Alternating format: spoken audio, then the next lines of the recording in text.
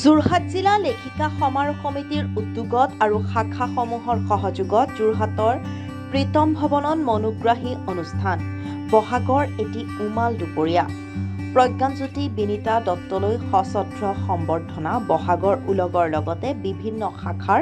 23 গৰাকী জ্যেষ্ঠ সদস্যকো বহাগৰ উলগ জ্ঞাপন যোৰহাট জিলা লেখিকা সমাৰোহ সমিতিৰ যোৰহাট জিলা লেখিকা সমাৰোহ সমিতিয়ে আজি ব্যক্তিগতভাৱে মোক সম্বৰ্ধনা জনায় কিন্তু মই তেখেতসকলক বাৰে বাৰে কৈছোঁ যে মই আচলতে ইমান ডাঙৰ একো কাম কৰা নাই যাৰ বাবে মই সম্বৰ্ধনাৰ পাত্ৰ তথাপিও এয়া তেখেতসকলৰ মৰমৰ আশীৰ্বাদ বুলি মই গ্ৰহণ কৰিছোঁ প্ৰত্যেকগৰাকী আমাৰ সদস্যাই ইমান আৱেগিক হৈ পৰিছে যে সেই মুহূৰ্তত মই নিজকে চম্ভালিবলৈও টান হৈছে আৰু স্বতঃস্ফূৰ্তভাৱে তেওঁলোকে যে এই ধৰণে মোৰ প্ৰতি মৰম আৰু শুভেচ্ছা জ্ঞাপন কৰিছে তাৰ বাবে মই ভগৱানৰ ওচৰতো কৃতজ্ঞ যে ইমানখিনি মানুহৰ মৰম কাৰণ মানুহেই ভগৱান এই ভগৱান ৰূপী মানুহে মোক ইমানখিনি আশীৰ্বাদ আৰু মৰম দিছে তাৰ বাবে মই সদায় কৃতজ্ঞ হৈ থাকিম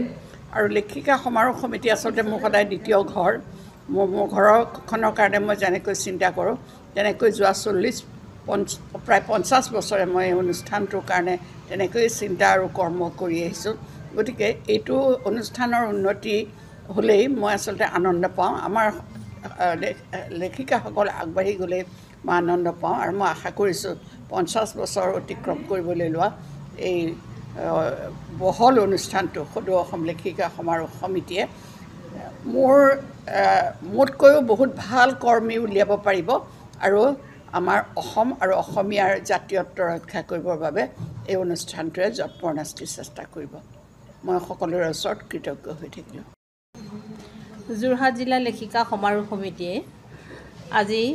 বহাগৰ দুপৰীয়া আৰু সম্বৰ্ধনা এই দুইটা একেলগ কৰি এটা অনুষ্ঠান আমি আয়োজন কৰিছিলোঁ আচলতে প্ৰতি বছৰেই যোৰহাট জিলা লেখিকা সমাৰোহ সমিতিয়ে বহাগৰ দুপৰীয়া এটি উমাল অনুষ্ঠান অনুষ্ঠিত কৰে আৰু ইয়াতে আমি লেখিকা সমাৰোহ সমিতিৰ জিলাৰ জ্যেষ্ঠসকলক সন্মান যাচোঁ সম্বৰ্ধনা যাচোঁ আজি ঠিক তেনেকৈ আমি সৰ্বমুঠ 23 গৰাকী সদস্যাক জ্যেষ্ঠ সদস্যাক আমি সন্মান যাচিছোঁ বিহুৰ উলগ যাচিছোঁ যিটো আমাৰ পৰম্পৰা আমাৰ সংস্কৃতি জ্যেষ্ঠজনক সন্মান কৰা আমি সেইটো পৰম্পৰাটো অক্ষুণ্ণ ৰাখিবলৈ সদায় চেষ্টা কৰোঁ আৰু লগতে আমাৰ যোৰহাট জিলা লেখিকা সমাৰোহ সমিতিয়ে নহয় সদৌ অসম লেখিকা সমাৰোহ সমিতিৰ এক বটবৃক্ষ স্বৰূপ শ্ৰদ্ধাৰ বিনীতা দত্ত বাইদেউকো আমি এই বহাগতে তেখেতক আশীষ বিচাৰি আমি তেখেতক বিহুৰ উলগ জনাইছোঁ তেখেতৰ সুস্বাস্থ্য দীৰ্ঘায়ু কামনা কৰিছোঁ বিনীতা দত্ত বাইদেউ আচলতে এগৰাকী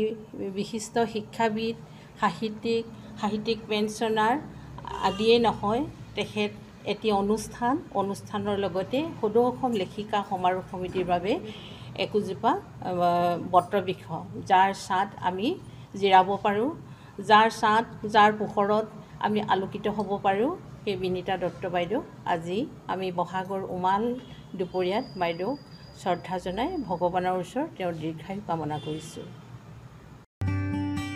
যোৰহাটৰ পৰা পুলক চুতীয়া ৰিপৰ্ট খবৰ লাইভ